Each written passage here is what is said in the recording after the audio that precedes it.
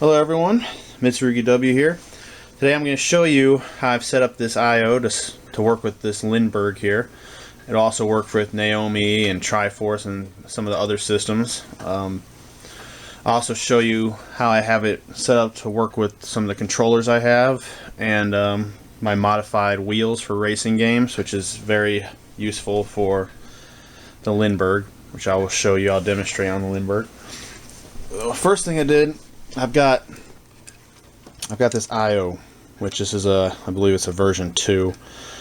It's the most compatible with a lot of games. Some games require the newer version of this, but this one's compatible with a lot of games. The first thing I had to do was I had to modify the power. So I got +5 coming in here, and you got +12 coming in here. So all I did was I found a couple of old connectors from an arcade cabinet that had the proper amount of pins, and I even cut one down to the proper size. And what I've done is I modified it so that I can power it directly from the computer power supply that's powering the Lindbergh. You get the 5 volts and 12 volts, and then it'll power the I/O right there. And if I scroll over here, you can see all I would have to do is find an extra connector and just plug it in, and then all I have to do is hit power on this, and you'll see power's on. Alright.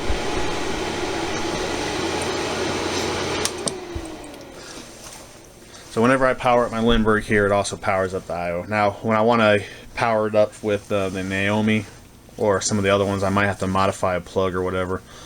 But so far, when I've used it with the Naomi, I've just powered up the Lindbergh at the same time so that I could get the power to the I/O.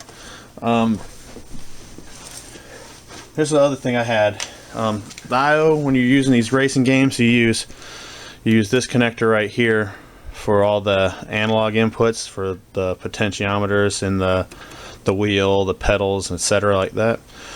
This one's for all the digital controls, meaning like the buttons, start, shot 1 through 6 for the buttons 1 through 6 for games, your joystick, all that. And what I have here, I'm using this. This is a Breakout board for DB25 connector. And the reason why I decided to use this is because my Super Gun uses that. I have an old Mass System Super Gun, uses DB25 connectors also. So what I did was I cracked open my Super Gun and I mapped out all of the pins for each connector. You just see my notes right here. I mapped out what each pin was, and then whichever ones weren't used, then I added, for example, the analog signals for up to 4 devices. And I also had to add a couple of other ones that some of the racing games use. Some of the racing games, even though it's a one-player game, they use player 2 controls for, like, for example, to shift up in initial D, you need player 2 up and down to shift up and down. And I also had to add player 2 shot 1 for the boost on certain games. And it's kind of difficult because a lot of the games, especially on the Lindbergh, since the Lindbergh is basically for dedicated cabinets, they use different buttons, different pins on the I/O for different buttons. It's not standard at all. So it's kind of, through trial and error, I'm kind of finding the most compatibility with my controller. So basically, if for example on Lindbergh, if I'm playing Virtua Fighter 5, I'll just plug this in and I'll be able to use the same controller I use for my Super Gun. So like I said, there's the Breakout. So I'll plug in right here my controller, and then it's pretty cool. I bought this off eBay. It's 2 different things. You can either solder wires directly in these holes here. It's got each pin labeled 1 through 25, or also for testing purposes or whatever, you could actually screw in each wire on the side here. And as you can see, is I just use ribbon cable. I got a 60 pin here and a 26 pin here for the analog, and I basically just pulled whichever like wires I needed depending on the pin, and wired them in directly. So this one will go in, that one will just plug in right there, and then the 22 will plug in, or 26, sorry, plug in right here. And then all I would have to do, for example, if I wanted to play one of the fighting games, I just plug in my controller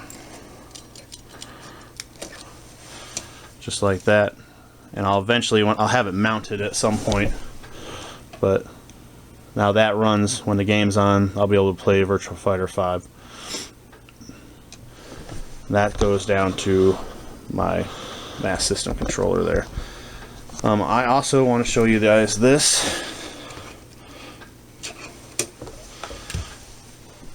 I have two wheels I've modified.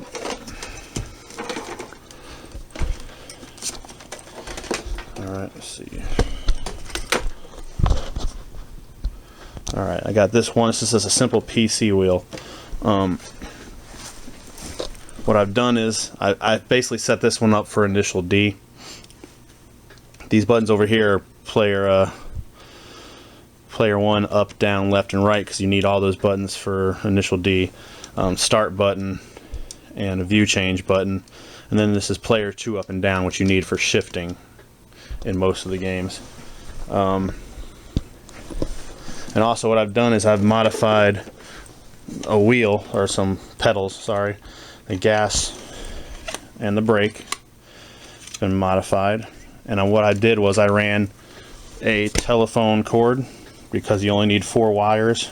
You need a +5 ground, and then the signal wires for both pots in there.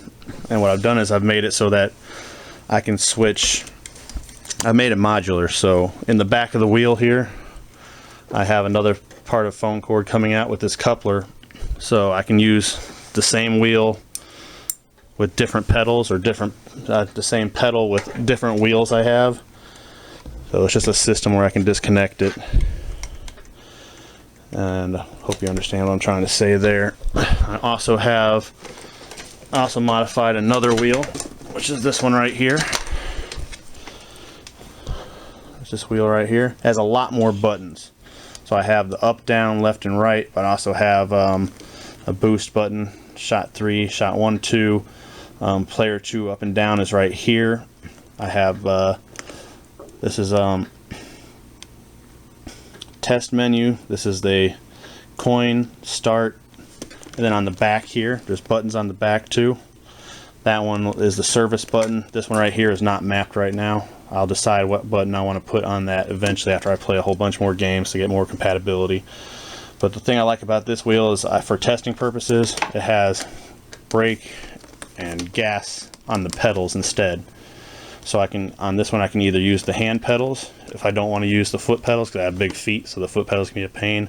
But I also have the modular jack on the back, so I could use the wheels. And it was a PS2 wheel, so I just switched between the hand pedals or the foot pedals on the back. I wired it up so that it would work either way. And that's that. Alright. The other thing that's kind of cool about this big PC wheel, which I'll show you. Let me connect all my stuff here.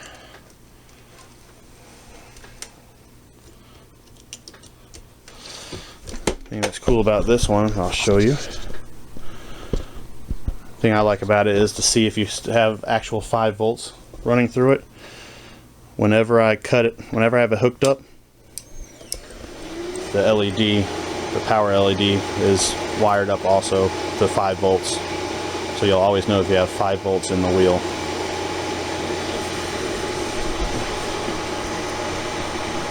Alright, that's my basic setup for the I/O.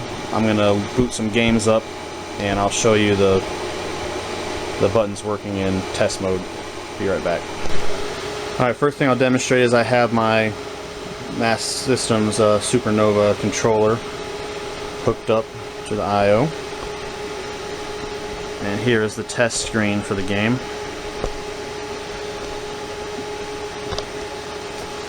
So this is just with the setup I have. I've got, you can see I got punch, kick, guard, up, down, left, and right for player one are all on that DB25 connector I showed you there. If you wanted to wire up one player and two player, you could just use two of those breakout boards like I showed you, and just use two of them and wire both of them up to the same ribbon cables. That'll work also. As you can see, all these buttons work. Alright, when I come back I'm going to show you one of the wheels that I had wired up. Alright, next thing I'm going to show you is this one wheel that I modified. This is my favorite wheel for testing because I don't have to use the foot pedals. But I'm going to show you, I have this is the initial D4 test screen. It shows all the inputs. So I'm just going to come over here, I'm going to show you while I do it. Alright, so you can see steering. When I turn the wheel, the steering works. Right over here is gas. When I pull the pedal on that, the gas works. The brake over here. Then I have, for gear position, these two buttons right here are player 2 up and down, so shift up, shift down. Alright. I also have my up, down, left, and right buttons. I have my start button. I have my view change button. Then of course I have my test mode button, and on the back here is the service button. So every button I need for initial D is on my wheel here. Like I said, some of the other games, the other racing games, assign different positions on the 60-pin connector for the same buttons. So, like Boost on Race TV is actually player 1, shot 3, which is this one right here, which isn't assigned to initial D. But the view change button on Race TV isn't assigned to any of the buttons I have up here, so I would have to make some kind of adapter if I wanted to change the view on that game. Like I said, you get a wheel. You want to get as many buttons as you can. The more buttons you get on your wheel, the more options you have. You can wire more buttons so that you'll be able to do more things with one wheel than having to rewire stuff like that. So that's that.